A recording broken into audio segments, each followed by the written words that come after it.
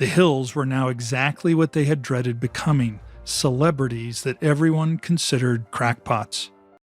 In October of 1965, the private search for answers by the Hills turned public and against their will.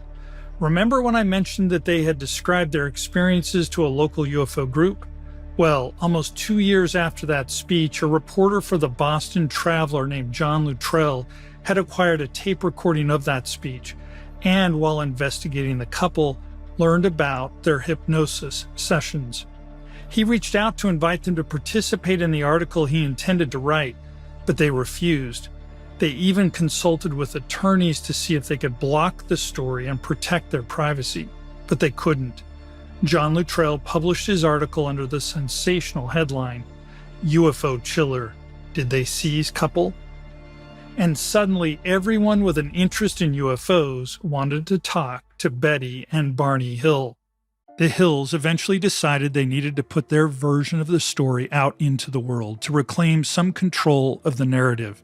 John Fuller was a playwright, journalist, and author who was already at work on a book investigating UFO sightings in New Hampshire, the so-called Exeter Incident.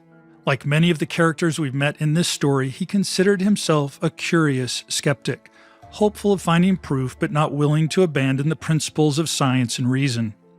Together they produced a book called The Interrupted Journey, 2 Lost Hours Aboard a Flying Saucer.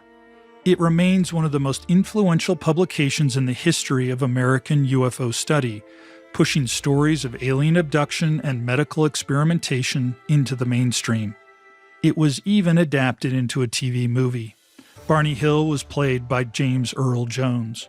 The Hills were now exactly what they had dreaded becoming, celebrities that everyone considered crackpots.